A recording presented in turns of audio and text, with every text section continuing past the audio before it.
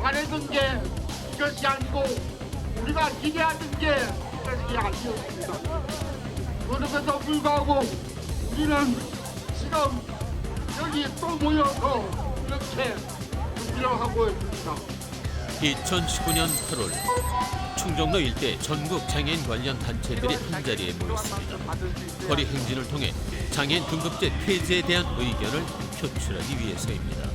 등급을 매긴다는 게 사실상 뭐 동물도 아니고 그래서 이거를 전문화시켜서 보급화돼야 된다고 생각이 들고요. 그리고 찾아가는 서비스, 맞춤형 서비스가 돼야 된다고 해서 저희가 처음에 장애인 등급제 폐지를 시작을 했어요. 장애인들은 정부에서 장애인 등급제를 폐지한다고 했을 때 장애인들의 특성에 맞는 맞춤형 서비스가 도입될 것이라며 환영하는 분위기였습니다. 장애 등급이 폐지되면서 종전에 이제 6등급의 구분은 이제 중증의 장애인과 경증의 장애인 이렇게 두 단계로만 단순화되고요. 의학적인 장애 구분 자체는 이제 실제 서비스를 지원할 때 기준으로는 이제 가급적 활용이 안 되고 실제로 이런 활동 지원 같은 서비스가 얼마만큼 필요한지 그것들을 이제 별도로 평가하는 서비스 지원 종합조사라는 도구를 통해서 지원받으실 대상자분들이라든가 지원 시간 이런 부분들이 결정됩니다. 정부는 2019년 7월 1일부터 장애인 등급제를 단계적으로 폐지한다고 발표했습니다. 하지만 현실은 장애인이 원하던 장애별 맞춤형 서비스로 정책이 바뀌는 것이 아니라 장애 등급이 장애 정도로 무늬만 바뀐 것이라 반발하고 있습니다. 자, 도대체 장애인 등급제는 무엇이고 장애인들이 바라는 진정한 장애인 등급제 폐지는 무엇인지 현장 포착 사진을 해서 알아보겠습니다.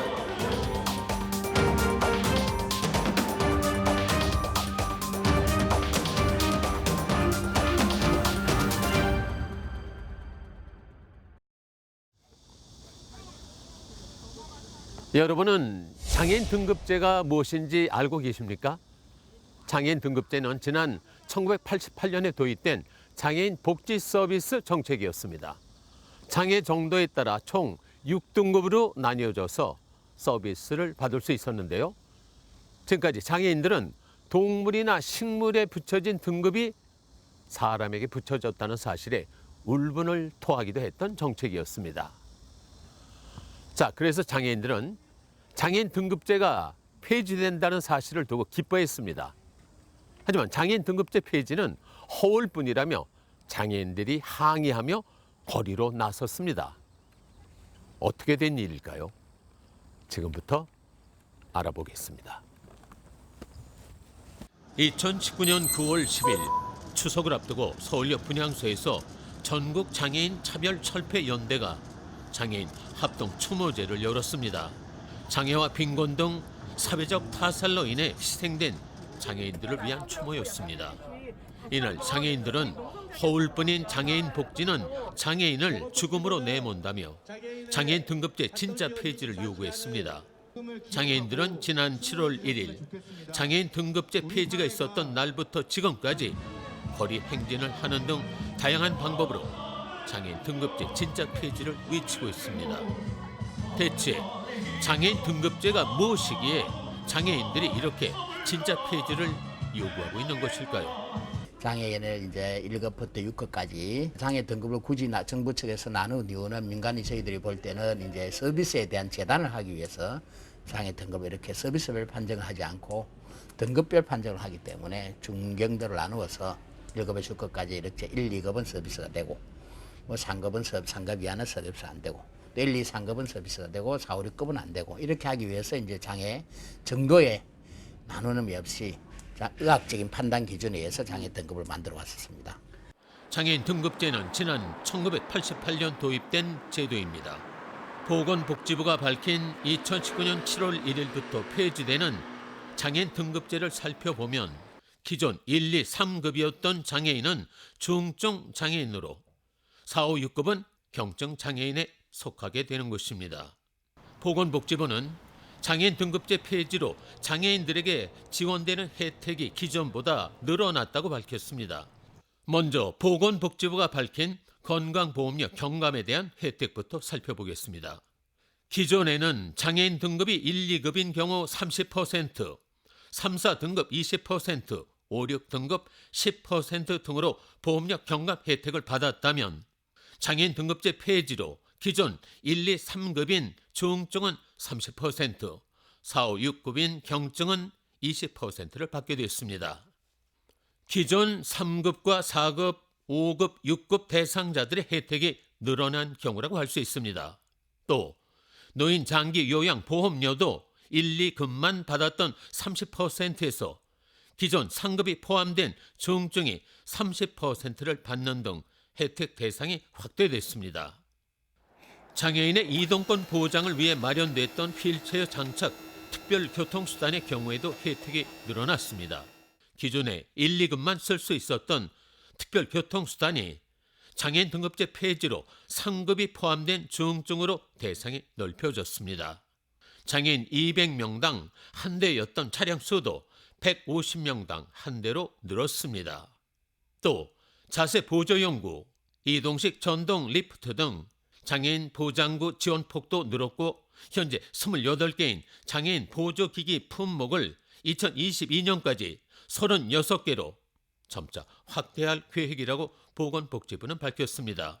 특히 이 일을 하지 못하는 장애인의 경우 일정 소득과 재산을 가진 부모와 자녀가 있다면 기초생계급여를 받을 수 없었던 것이 2020년에 폐지됩니다. 앞으로 소득에 관계없이 장애인이라면 기초생계급여를 받을 수 있는 것이죠.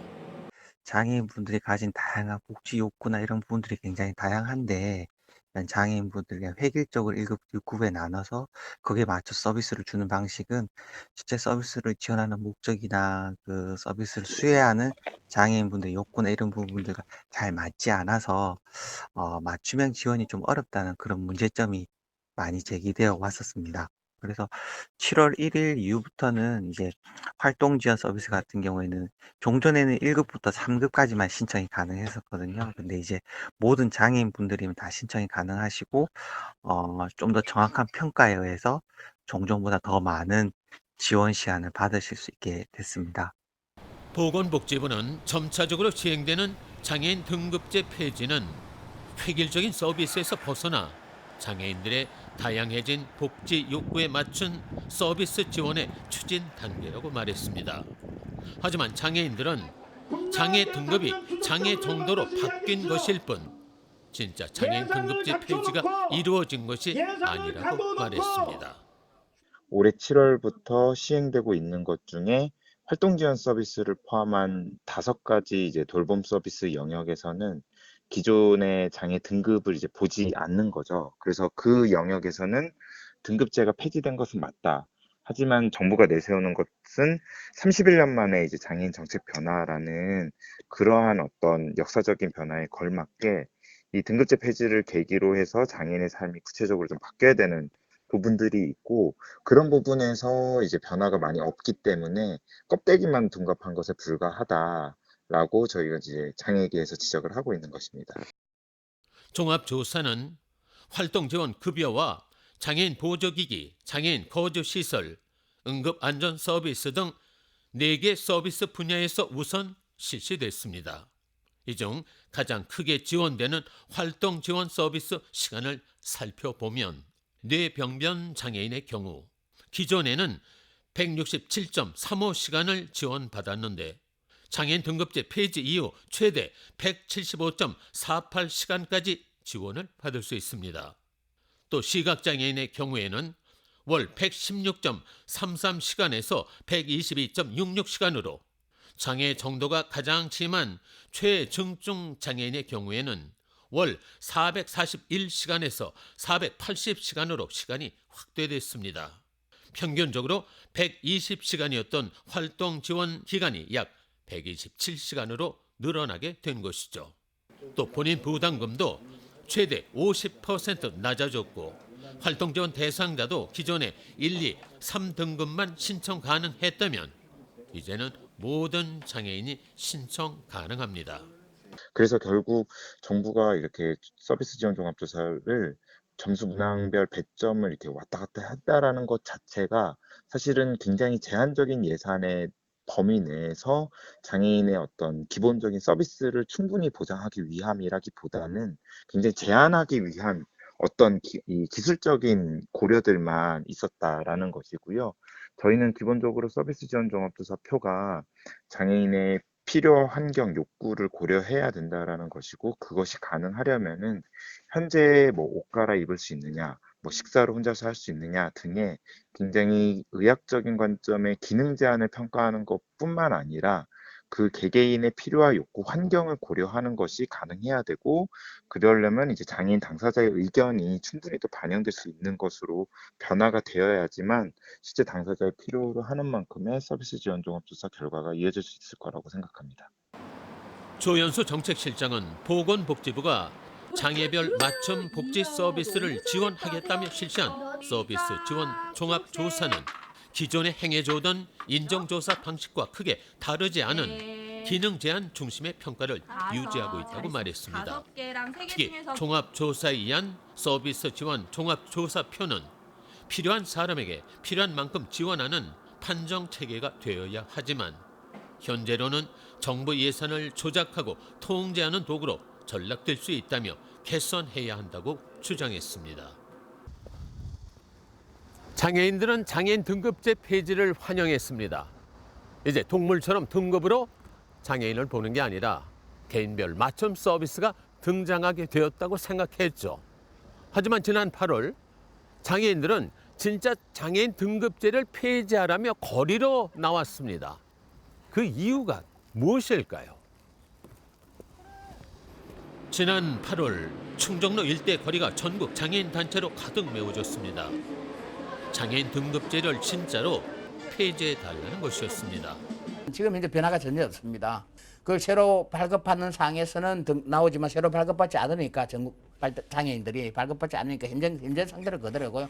새로운 서비스도 신규 진입하는 사람에게 서비스 신청을 하지 기존에 있는 수십만 장애인들, 100만 이상의 장애인은 그대로 존재하기 때문에 그래서 뭐 저희는 지금 현재는 변한 게 전혀 없다고 보죠, 피부로. 윤종술 회장은 아무리 장애인 등급제가 폐지됐다고 해도 장애인이 피부로 느끼는 정책 변화는 없다고 말했습니다. 이것은 곧 기존의 6등급이었던 장애인 등급제가 2등급으로 나뉜 것을 반증하는 것과 같다고 했습니다. 장애인 등급제 폐지는 행정적으로 편리해진 것뿐 장애인들에게 돌아오는 실질적이고 효과적인 맞춤형 복지 서비스는 아니라고 장애인들은 말하고 있습니다. 우리 발달장애 쪽은 이상하게 걸어 다니니까 괜찮고 그 손을 쓸 수 있으니까 괜찮다라는 이유만으로도 활동보조 시간 같은 거는 거의 안 나오고 있어요. 저희 아이 같은 경우 잘 걸어 다니고 밥도 잘 먹고 혼자서 하는 활동들이 다 되니까 아무것도 받을 수 있는 시간들이 전혀 없어서 제가 다 케어를 해야 되는 상황이죠. 특히 발달장애를 가지고 있는 장애인의 경우에는 손과 발을 다 쓸 수 있다는 이유로 활동 보조 시간에 대한 서비스를 받지 못하고 있습니다. 장애인과 장애인 가족들이 맞춤형 복지 서비스를 받고 싶어도 피부로 와닿는 정책은 없다고 말하고 있습니다. 하지만 보건복지부에서 이야기하는 것은 달랐습니다. 장애인 등급제 폐지는 이원화가 아니라 장애 사례별 맞춤 복지 서비스를 지원하기 위한 단계라고 했습니다. 이제 등급제가 폐지된 거는 이제 그 자체로 어떤 의미가 있다기보다는 그런 개인별로 서비스를 좀 더 다양화하고 지원할 수 있는 어떤 그런 플랫폼이 마련된 측면이 크다고 생각합니다. 그래서 이런 플랫폼을 기반으로 장애인분들이 어떤 연령이나 장애 유형이나 장애 상태에 따라서 어떤 서비스가 더 필요한지를 좀 더 쉽게 파악을 하고 그런 부분을 지원할 수 있는 체계가 마련된 측면이 크고요. 발달장애인 생애 주기별 종합대책이나 올해 이제 9월 달부터 시작하는 발달장애인에 대한 방과 돌봄 서비스 같은 경우도 개인별 지원을 위한 이제 서비스 다양화의 한 일환으로 볼 수 있을 것 같습니다. 그러면서 보건복지부는 장애인들의 개인별 맞춤 복지 요구에 맞게 다양한 서비스를 지원하기 위해서 단계적으로 하나씩 추진하고 있다고 말했습니다. 이에 조연수 정책실장은 정부가 정책을 시행함에 있어 홍보가 부족했다고 말했습니다. 그래서 단순히 복지 서비스를 몰라서 신청을 못했던 분들을 발굴한다라는 것에 그치는 것이 아니라 실제 이런 분들이 필요로 하는 서비스들이 양적으로도 질적으로도 더 확대되는 것들이 필요하다고 생각을 하고요.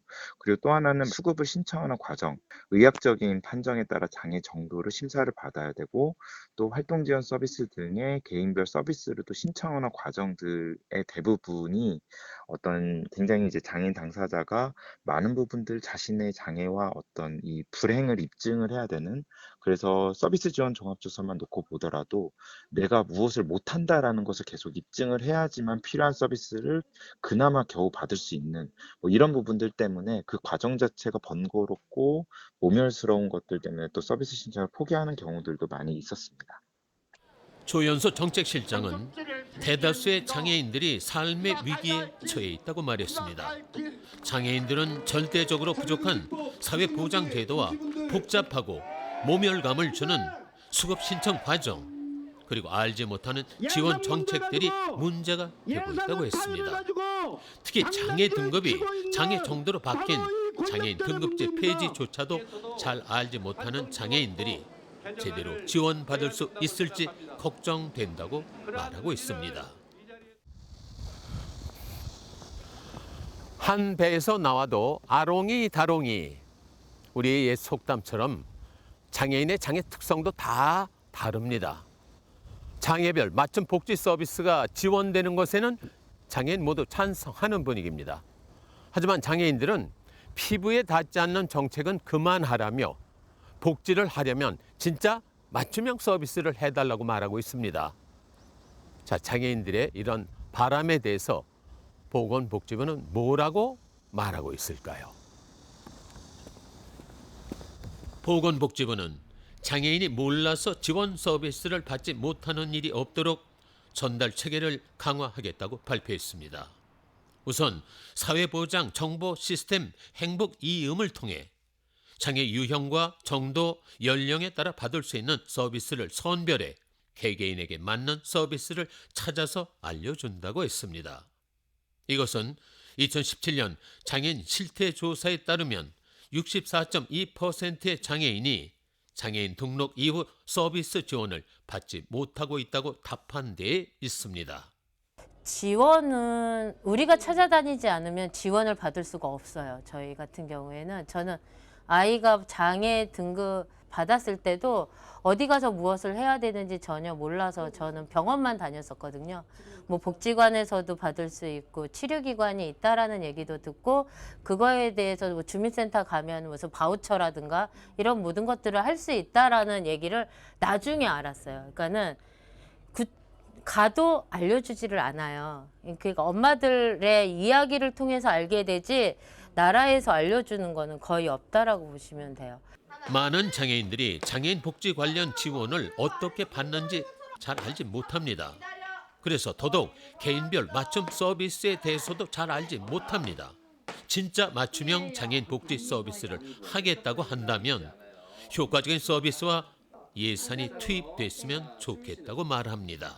근데 아직까지도 미흡하고 아직까지도 손볼 데가 많고 구체적이지 못하고 그냥 주먹구구식으로 단지 그냥 예산해서 필요한 거에 대해서 정책만 내지 그거에 대해서 정말 실질적으로 디테일하게 이 한 사람의 인간으로서 그 안에 속해가지고 살아갈 수 있는 구조적이나 방법적인 거는 제시되어 있지도 않잖아요. 정부가 장애인 복지 정책의 공급자라면 장애인들은 수요자입니다. 이렇게 정책을 시행할 거니까 당신들은 따라와 라고 하는 공급자 중심 정책 추진 방식은 이제 그만했으면 좋겠다고 했습니다. 예상은 정액되지 않고 일부 판정만 종합판정 시스템을 도입했습니다. 예를 들면 활동보조인 종합판정체계, 보조공학의 종합판정체계, 응급의료, 시설 입주에 대한 종합판정체계, 주거시설에 대한 종합판정체계 이것만 네 군데만 도입을 했는데요. 이 도입을 판정체계를 잘 보면 실제 시간이나 이용 서비스 증가해야 되는데 그렇지 않고 이름만 장애 등급제를 하고 실제로는 내용적인 측면에서는 예산이 증가되지 수반되지 않는 실제 장애인의 삶이 변하지 않는 이런 장애 등급제를 폐지한 거죠. 그래서 저희들은 진짜로 폐지된 거 아니다.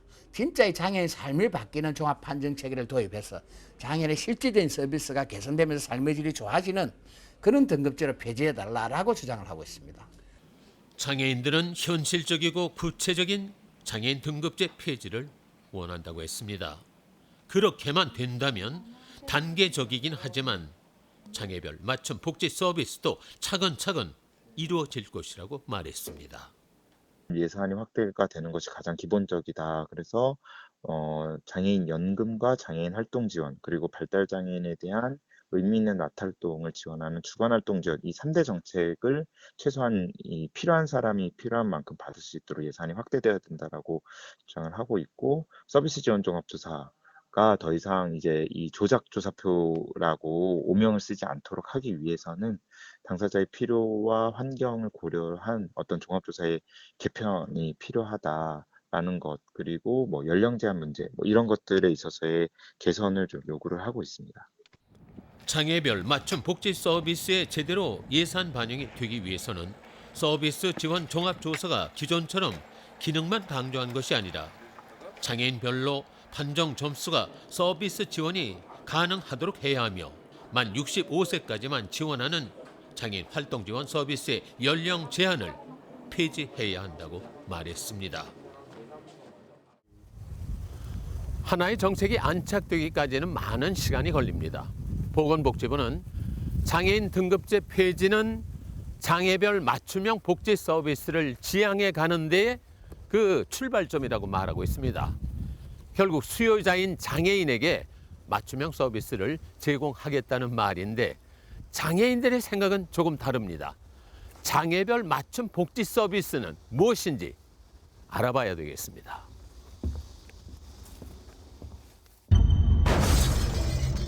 진짜 장애인 등급제 폐지는 무엇일까? 그 첫 번째는 장애인에 대한 인식 개선의 필요와 홍보에 있습니다. 실제로 뭐 선진국의 예를 들어보면 장애 등급을 나눠서 지원하지는 않습니다. 그래서 전 세계적으로 장애 등급제라는 건 용어는 없고요. 장애에 따라서 이분들이 갖고 있는 특징에 따라서 서비스를 해야 돼. 이동이 불편하면 이동이 서비스를 해주는 거고요. 장애든 아니든. 또 인지가 부족해서 누군가의 동반의 서비스가 교육을 받아야 되는 지원을 해주면 교육에 대한 지원을 해주는 거고요. 부분적으로 판정해서 지원을 해주는 거지 우리처럼 장애의 등급을 나누어서 하는 나라는 전 세계적으로 없습니다. 아직도 우리나라는 장애인이 스스로 지원 정책을 찾지 않으면 지원을 받지 못합니다. 장애인에 대한 인식 개선뿐만 아니라 홍보도 필요한 부분이라고 말할 수 있습니다. 장애인 등급제 폐지의 바른 방향 두 번째는 예산 편성입니다. 현실적인 예산 편성은 장애인 맞춤 복지 서비스를 위해서 꼭 필요한 부분이니까요. 우선 장애 등급제 폐지는 허울 좋은 등급제 폐지가 아닌 오히려 평균 예산에 근접할 수 있는 예산을 좀 배정하는 전격적으로 국가가 좀 나서서 또 등급제를 폐지했으니까 등급제에 나서서 예산을 수반하는 진짜 등급제 폐지가 좀 됐으면 좋겠다라는 게 저희들 소망입니다. 한 정책을 시행함에 있어서 예산 편성도 중요하고 단계적으로 시행하는 것도 중요합니다. 그리고 장애인 등급제 폐지에 있어서 장애인 맞춤형 복지 서비스 추진에 있어서 이 정책의 수요자는 바로 장애인입니다. 장애인이 모르는 정책은 시행하지 않아야 하는 것이죠.